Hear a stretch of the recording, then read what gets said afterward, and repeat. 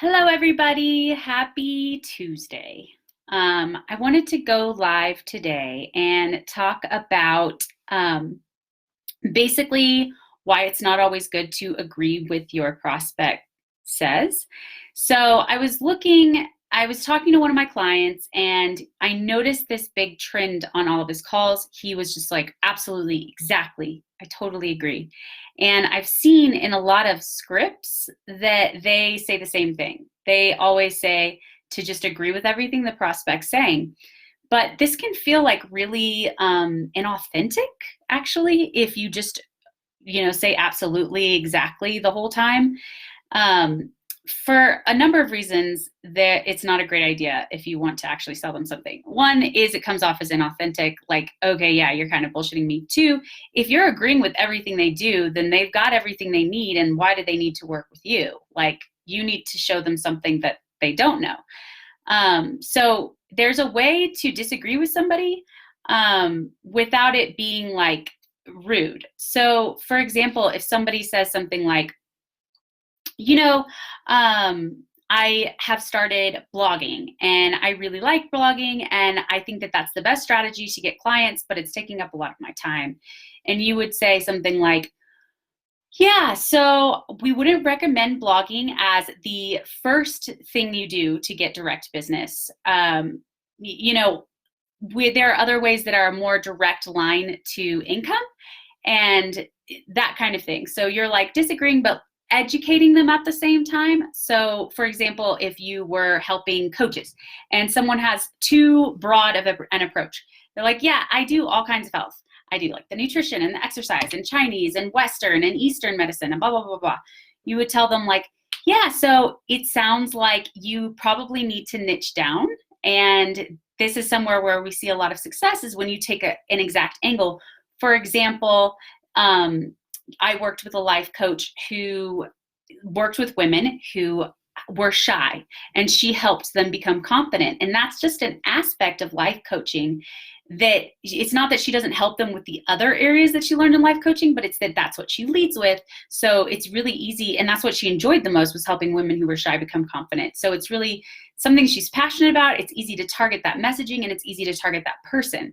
So you can kind of show them in an example what they need to do instead of just agreeing, yeah, absolutely, that sounds great. A big, holistic, broad marketing sounds great.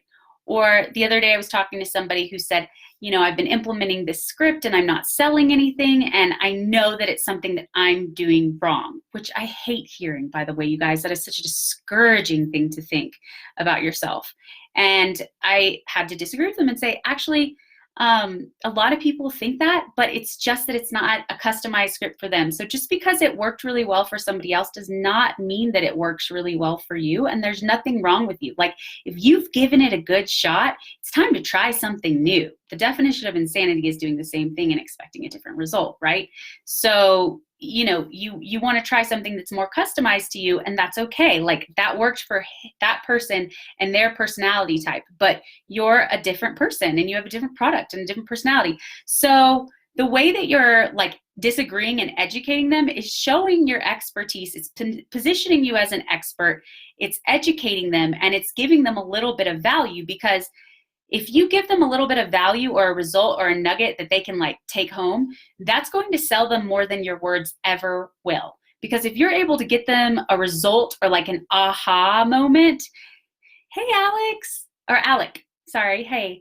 If you're able to get them a result or an aha moment, then they're like, oh my God, this person actually knows what they're talking about. Instead of you just constantly saying like, I totally know what I'm talking about, and I help people with this all the time because this is what I do. Instead, you're showing them a little bit of what it's like to work with you, and you're being honest and straight up with them. So you definitely only want to disagree if it's something that is truly like that you want to adjust with them, that is not a good line of thinking that they need to change their thinking on and you need to educate them on. So like, don't just do it willy-nilly. But a lot of times on the call, a prospect doesn't really know what they're doing, and that's why they're coming to you. So definitely be authentic when you see an opportunity to help them with with a false line of thinking that they're having, basically. And yeah, it'll position you as an expert.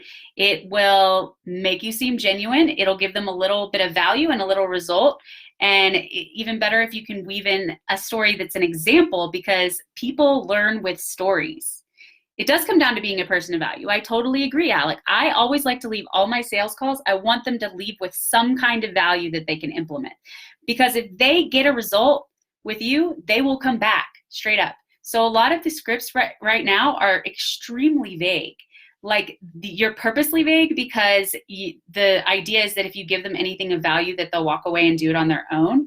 But the truth is there's, number one, no way that you could give them everything in one call. It's just impossible.